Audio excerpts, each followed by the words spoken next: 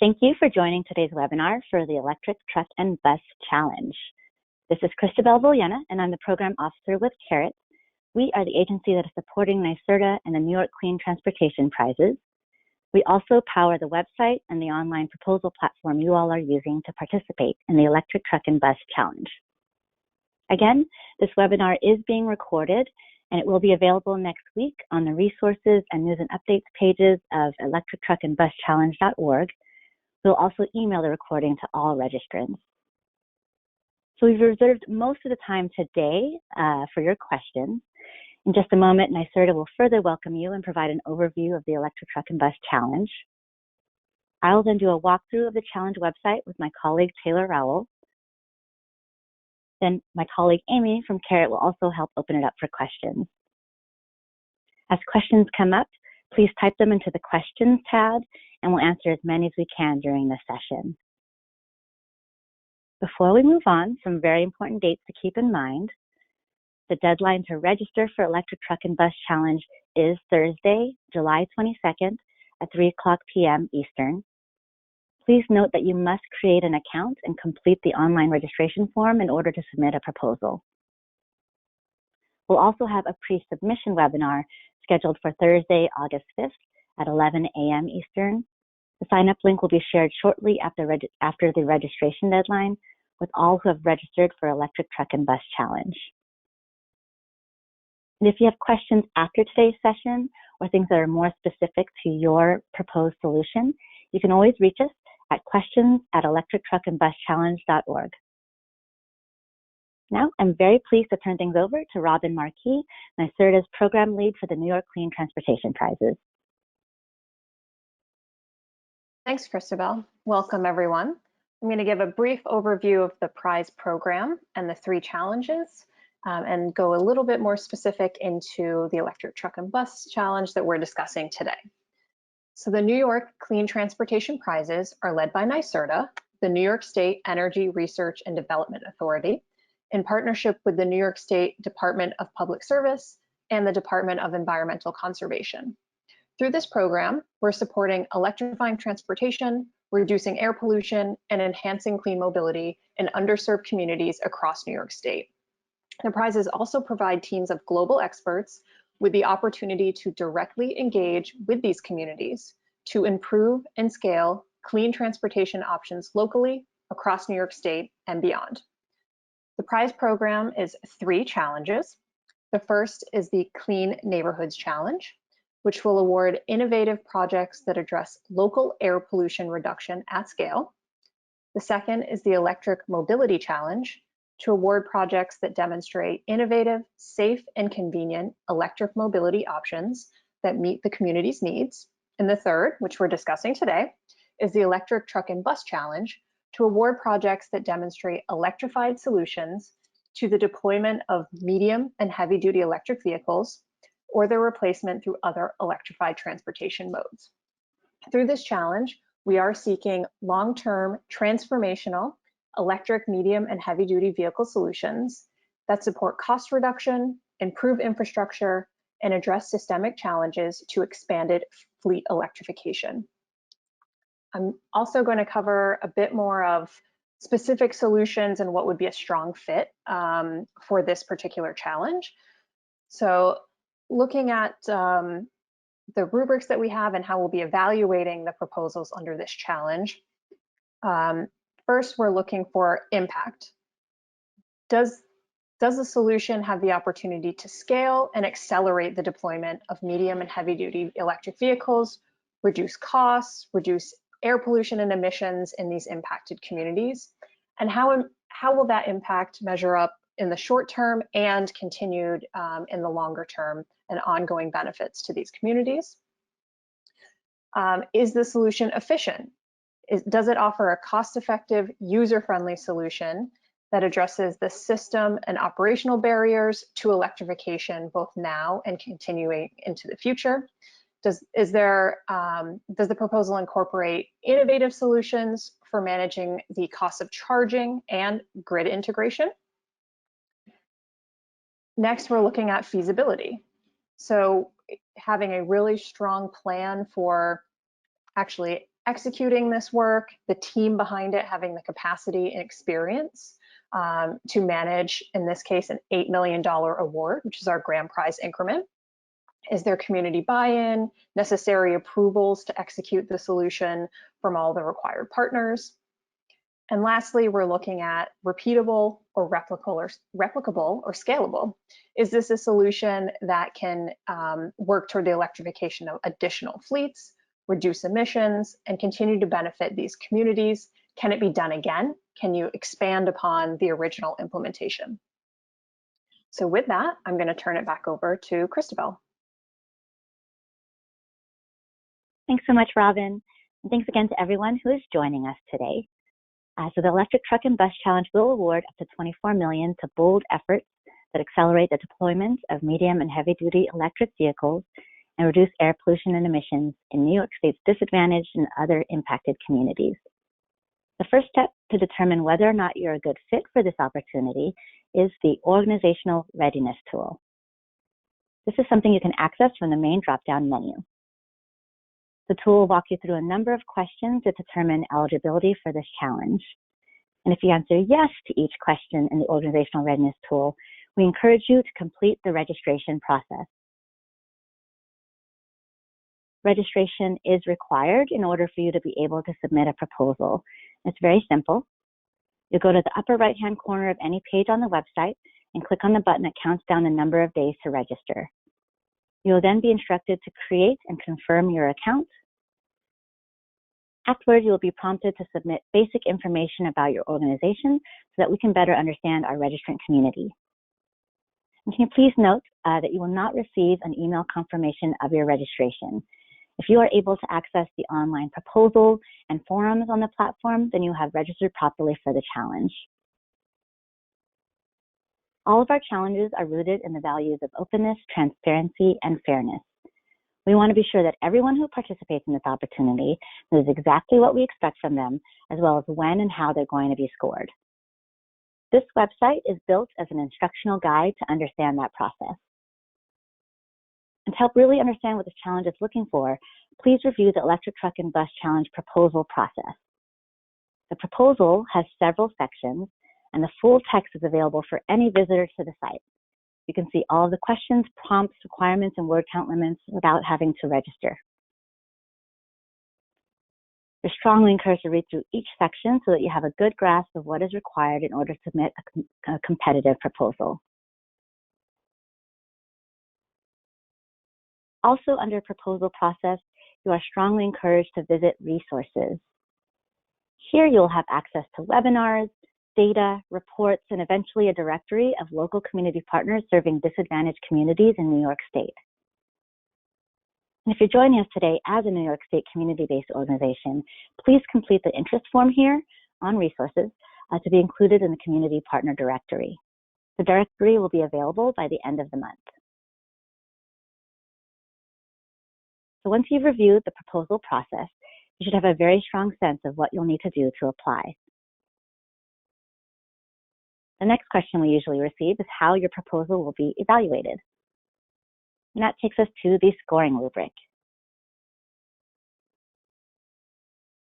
This website provides the very traits that will be used to score each proposal. There are prompts that detail what each of the 4 traits mean in this context, and each trait will be given a score between 0 and 5. You can toggle back and forth between the scoring ranges for any given trait, and a scoring range definition will appear to provide further detail on what a low and a high score means for the Electric Truck and Bus Challenge. This rubric defines what makes a strong proposal. We find that many of our participants will examine these scoring range definitions to then reverse engineer the process and write to the higher end of the rubric, and we encourage you to do that.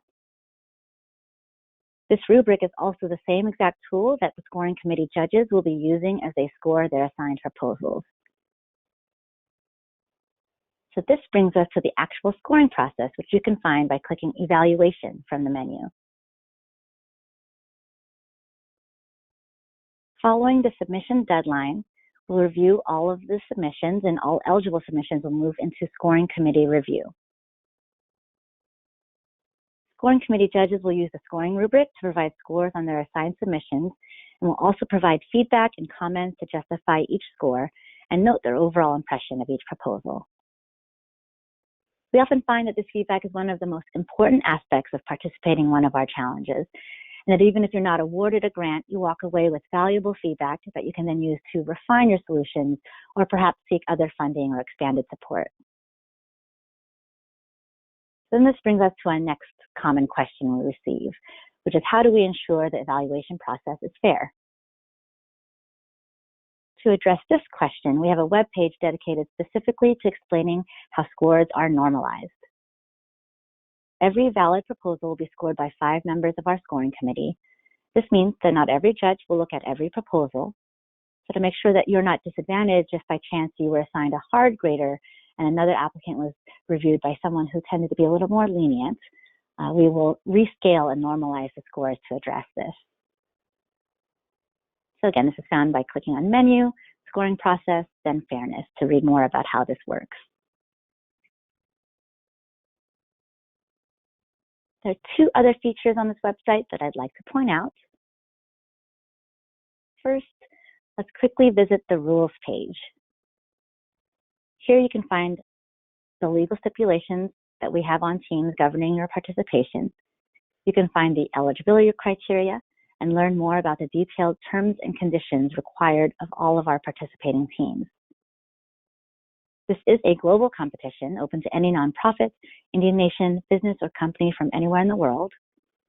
Please note individuals, government agencies, universities, and colleges are not eligible to participate as a principal organization, but could be part of a proposing team.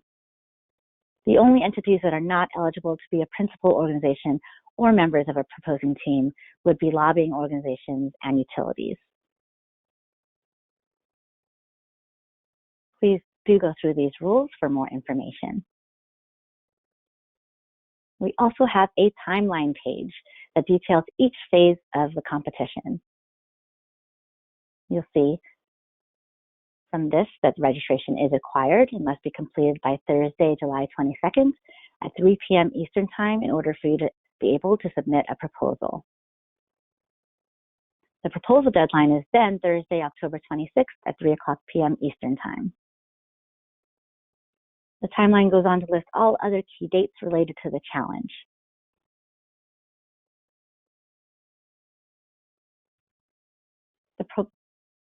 The website also includes other helpful areas like news and updates and FAQs.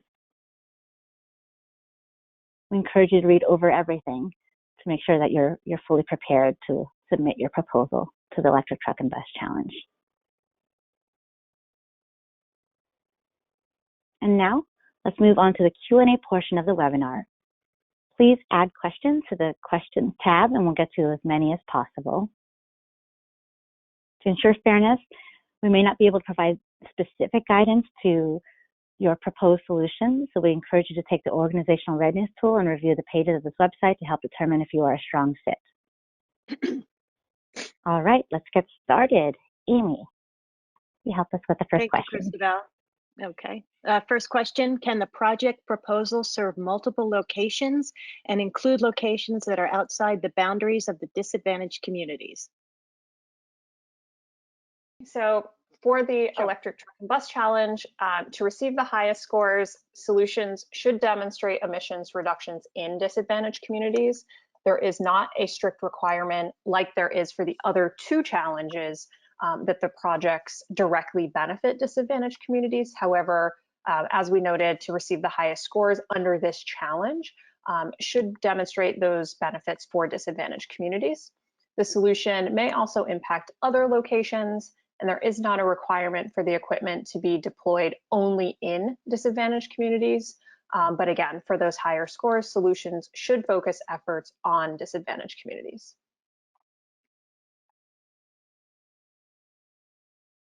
Okay. Next question, what types of vehicles are eligible? I can take this one. So proposals may focus efforts on electrifying vehicles in one or more of the Federal Highway Administration weight classes 3 through 8, representing vehicles with gross vehicle weight ratings greater than 10,000 pounds. Vehicles can perform any vocational services. Additional electric medium and heavy duty solutions that replace traditional medium and heavy duty vehicles will also be considered. And also, while hydrogen fuel cell vehicles on their own are out of scope, eligible proposed solutions using distributed generation or grid supplied electricity to create hydrogen for fueling could be coupled with displacing polluting vehicles that impact the disadvantaged communities. Please refer to the FAQs for more information about this. Okay, next question. Do all partners need to be secured at this time, and are new partners able to be incorporated if selected to advance into the planning stage? So I'll take this one. So we do have a few places in the proposal to speak to the team and specific members that have been secured and plans to secure additional partners to execute the solution. So there is a Your Team section in the proposal to speak to that, and there is an opportunity to continue to secure additional partners and provide more of that information, including any letters of support or MOUs for those that move on to the later stages of the competitions.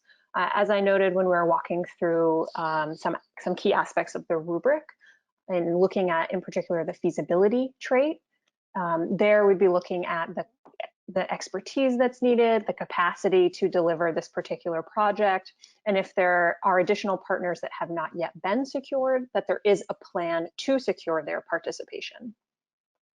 And also just a reminder, as Christabel said earlier, that utilities and their associated enterprises within their service territories are not eligible to be a principal organization or serve as a member on a proposing team. And this also includes utilities serving in the role of fleet owners and operators. Okay, next question. Thank you, Robin. Are you seeking projects that operationalize or implement technologies that can be replicated at scale? Yes, we are seeking projects that can be operationalized and or implement technologies that can be replicated at scale. Projects are required to show that they can scale to be competitive for any of the New York Clean Transportation Prizes. Okay. Would fleets be able to apply for other funding programs for vehicles such as New York City Clean Trucks program if they are part of an awarded proposal?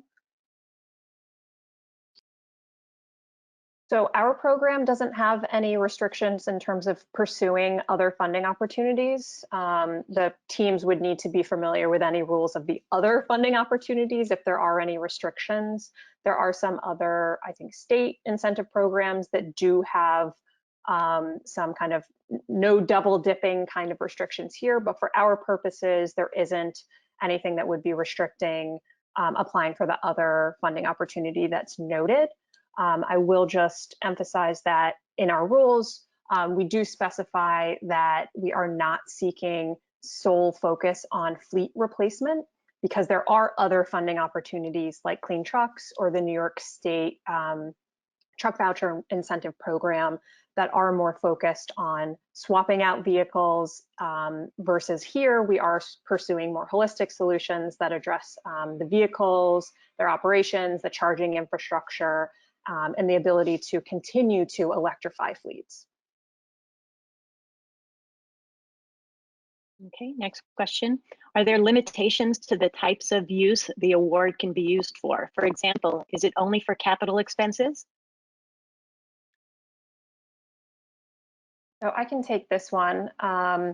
So we do have some language in the rules in particular about how the funds can be used.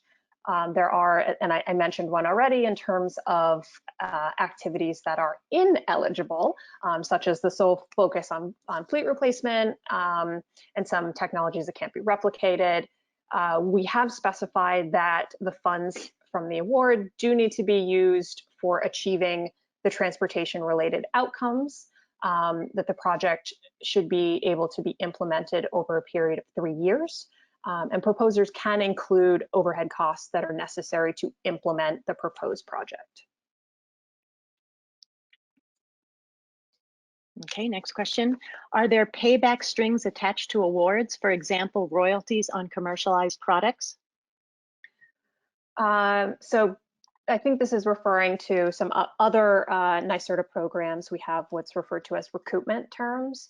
So we do support in our innovation program, research and development and product development there. And if we help commercialize a technology, there are recoupment requirements if that product is ultimately sold or licensed. We are not pursuing pre-commercial or technology risk under this particular challenge. So there are not recoupment terms because those kinds of product development activities are not eligible. Okay, next question. Does the proposer need to have specific ties to New York State? Great question. So the projects need to be implemented in New York State in those communities that we mentioned, but the proposer, the team can be from anywhere globally, so long as the principal organization does meet the requirements that we've specified in the rules. But this is a global competition. We are seeking solutions globally, and they just would need to be implemented within a community in New York State. And in the proposal form, there is an opportunity to speak to the level of community engagement and what conditions about the specific location or locations that are being targeted would make a good fit for the particular solution being considered. Okay, next question. Are battery electric vehicles repower eligible?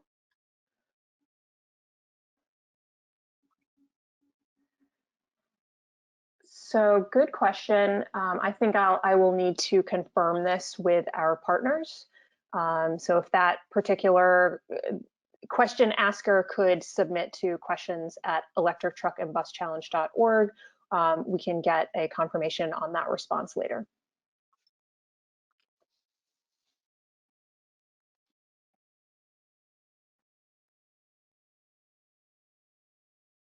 Great, and it looks like that we're caught up at this point with questions. If you do have more, please continue to add them to the questions tab.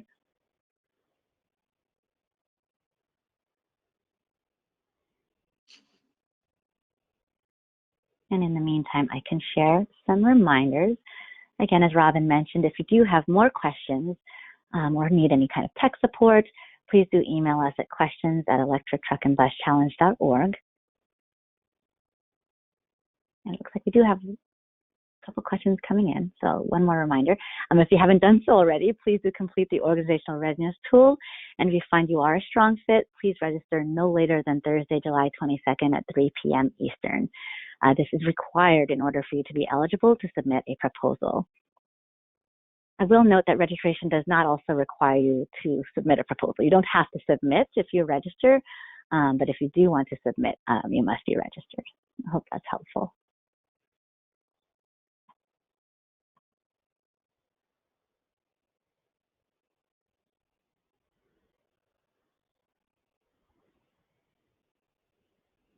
All right, any other questions?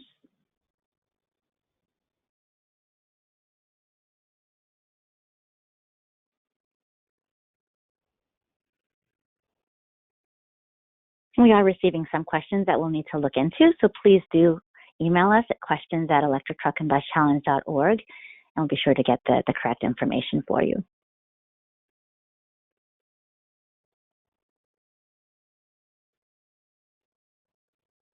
All right, if there aren't any more questions, just another note that the recording of this webinar and all of our webinars will be made available to all of the registrants by email on the website in news and updates and resources. And also when you log into the platform, we have the forums where you'll see links to the webinars as well. You can also engage with other participants.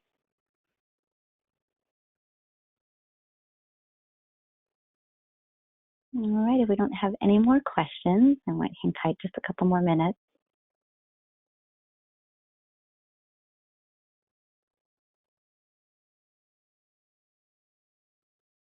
The website does have a wealth of information that should be helpful. And of course, we're always available at questions@electrictruckandbuschallenge.org.